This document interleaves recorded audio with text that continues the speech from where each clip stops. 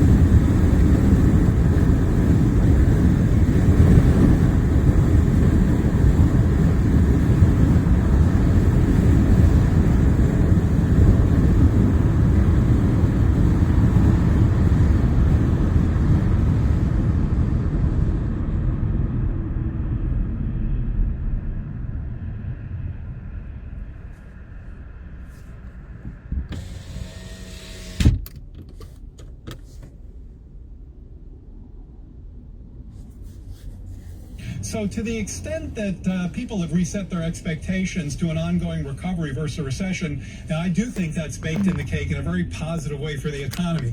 But all of this, point two, all of this is a very, very macro, very speculative. You know, here at the White House, we just really have to be concerned about the kinds of pressures that families like the one this president grew up in, the middle-class working families face.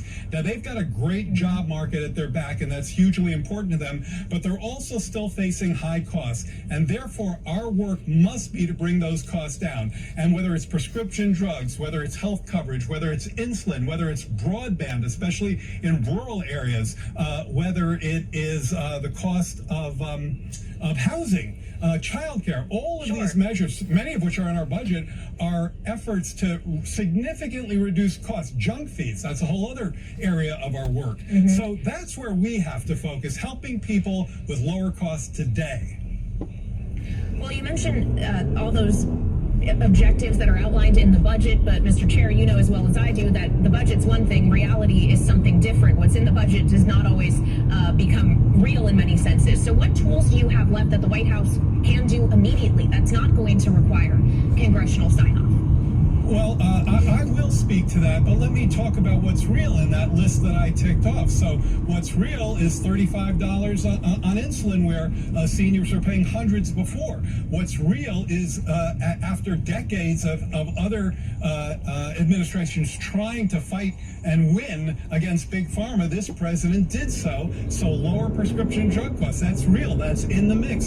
Standing up domestic semiconductor industry, real. Standing up domestic electric vehicle industries, batteries, that's all real. Clean energy production, this is legislation that's passed. So what else can we do? Okay. Well, we're actively putting downward pressure on junk fees, as I mentioned, and one thing that's new, to get to your question, is title insurance. That's something the president talked about in the State of the Union as an area where a lot of people are paying a lot more than they should, particularly on refis, and he pulled that out and has continuously done so in his further comments about helping in the housing sector. That's something we believe we can do on our own. Well, the president, of course, also has made a lot of comments about helping U.S. workers, specifically And so I'd like to end, Jared, thank you again for being so generous with your time this evening, on the U.S. steel deal that the president has now come out against. He essentially said it should stay in American hands, that he pledged to have the backs of steel workers, and he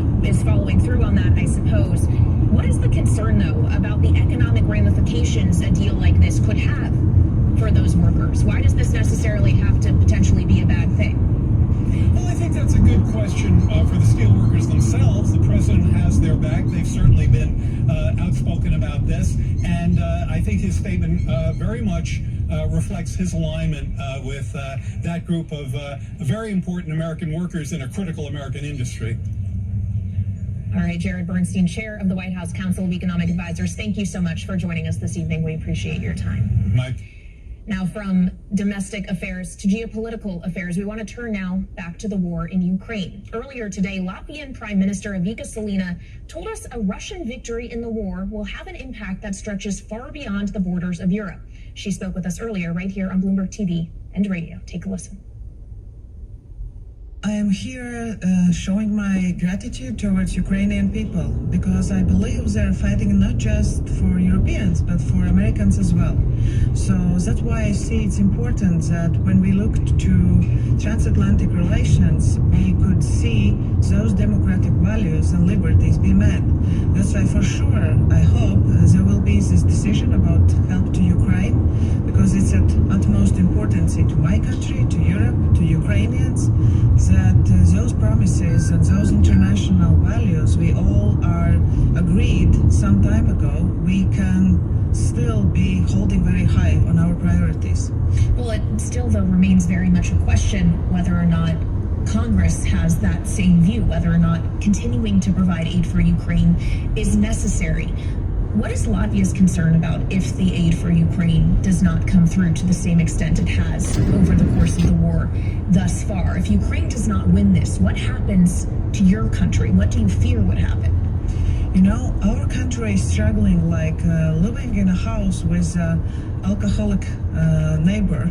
And I would say Russia is this alcoholic or drug addict neighbor. You never know what he will do next. So you can do your homework, you can protect your door, as Latvia has done. We're spending almost 3% of our GDP to our military and defense. We are giving Ukraine help, almost of 0.25 for military capabilities, but we know that without our allies working together, Ukraine cannot succeed in a speed we all wanting. It means that NATO countries can get under the target of Russia. So why are we ready for that? I don't think so, because maybe from the perspective of Washington, it seems Ukraine and Russia is far away, but if Russia wins, those consequences will affect all the world, also Washington, also United States. Not just Europe will be affected by this result of the conflict. You're marking 20 years as a member of NATO in Latvia, which is a remarkable moment for you, and Jens Stoltenberg is asking for more. He spoke earlier to reporters, the Secretary General, asking for European nations to increase their commitment, to increase aid to Ukraine. What is Latvia prepared to do? What are your neighbors prepared to do? We have helped Ukraine since the beginning of the war, even before. Latvians were the first who gave military aid to Ukraine, and that's why Kiev is free from Russians. And we know that we will be doing more. As I mentioned before, we are already giving 0.25% of our GDP military aid. We are leading drone coalition together with United Kingdom, helping Ukraine to fight with Russia with drones, because it can substitute artillery in some cases, and there are many other countries joining this drone coalition. We will be the ones who will be participating in the Czech platform, buying artillery for Ukraine now, because they really need this artillery now. We cannot let Russia win this war, because it will be not just Russia, it will be China as well. So we have to understand those links are interconnected, and then we can lose the values democratic states share all around the world. We are democracies, and democracy is costly. You mentioned that you are joining that Czech effort to get more artillery shells to Ukraine, something we know is desperately needed. Europe's promises to deliver more shells to Ukraine have not happened on the timeline at which they initially said. How else can that ammunition be sourced? What other countries might be able to provide it? How can you go about getting it to Ukraine in the more immediate term? That's why we are joining these Czech platforms. They are ready to buy from third countries outside Europe, and we know that there will be many European countries joining this initiative. We are looking towards India, maybe some other countries where we can find those artillery which we are not yet able to produce ourselves in Europe. The fact is that in Europe we are not able to produce so much as it is needed for Ukraine right now. That's why help from allies such as United States is very important, not just because we cannot do something that's technically not possible in such a speedy way. And I believe it is doable if we can act together, if we can act together on a united decision. It appears likely that Vladimir Putin will win another term as president this weekend.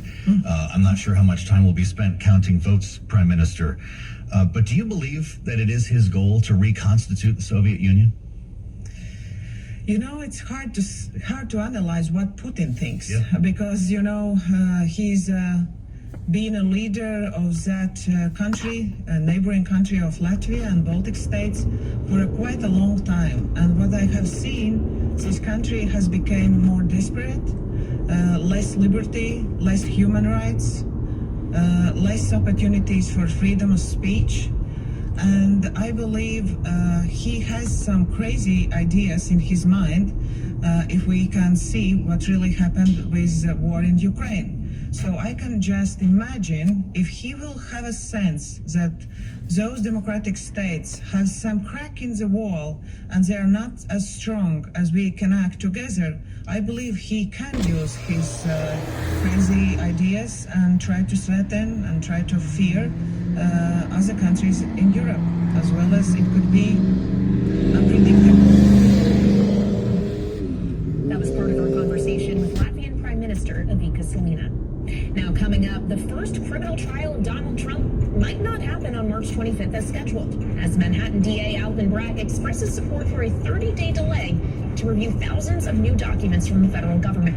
We'll have more details next. This is Balance of Power on Bloomberg TV and radio.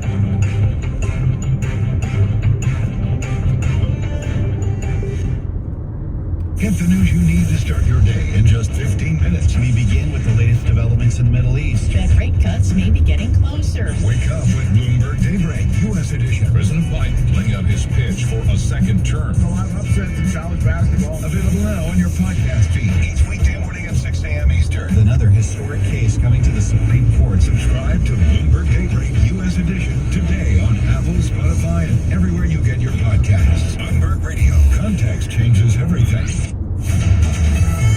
Markets, headlines, and breaking news 24 hours a day on Bloomberg Radio, Bloomberg Television, and the Bloomberg Business app. This is a Bloomberg Business Flash. It's 5:40 on Wall Street. I'm Charlie Pellet. United States Steel plunged for a second day today after President Biden said the company should retain American ownership, coming out against a takeover by Japan's Nippon Steel, despite the risk of upsetting a key ally. U.S. Steel down 6.4%. Jared Bernstein is chair of the President's Council of Economic Advisors, and he addressed the President's support of the steelworkers moments ago, right here on Balance of Power. The president has their back. They've certainly been outspoken about this, and I think his statement very much reflects his alignment with that group of very important American workers in a critical American industry. And Cleveland Cliffs CEO Lorenzo Goncalves said he would consider another bid with union support for United Steel Corp, albeit at a significantly lower price than the existing offer from Nippon Steel. Stocks lower across the board. The Dow, the S&P, NASDAQ all declining today, with the S&P down 14, a drop there of just about 0.3%. Dow Industrials down 137, down 0.4. NASDAQ today also lower, down by 0.3%.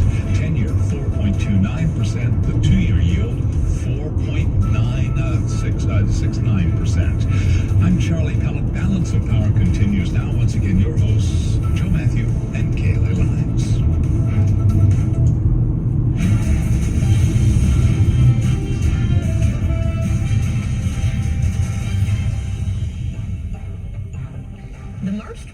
start date for former President Trump's trial in New York over allegations of hush money payments is now in question after District Attorney Alvin Bragg's office says they received over 30,000 pages of new documents just yesterday from federal prosecutors, and they would support a 30-day delay. Meanwhile, Trump's team has asked for a 90-day delay. Let's turn now to our political panel. Sarah Chamberlain, Main Street Partnership, Republican Main Street Partnership President and CEO, and Christy Setzer, President and founder of New Heights Communications. Thank you both so much for being here. We've talked a lot about the idea that this perhaps could be the only criminal case that actually makes it to trial before the election. If it's delayed from March, potentially, who knows how much further it could be delayed. What is the political ramification if we're at convention time or even after? Sarah, is there a point at which it will no longer even matter what the outcome is because we'll be in too deep? Yeah, absolutely. We're almost at that point now. Really? We're in too deep. He's the nominee. So, if they don't get him soon into court and try this, why wait? I mean, just do it after the election. And does that take away one of the key points of Biden's campaign, the suggestion that this is about protecting democracy, that this is a alleged felon potentially that you could be voting for in over me? Or do those arguments lose merit if there hasn't actually been any conviction? No, I don't think the arguments lose merit, but I do think that this idea that the courts will save us is certainly gone. And I think we've already grappled with that question. I think that once the Supreme Court said that they were going to take up the immunity case, which essentially just meant that this would be the only trial, the New York one, that might have the potential to take place before the election. I think Democrats already understood at that point that this is going to be argued on other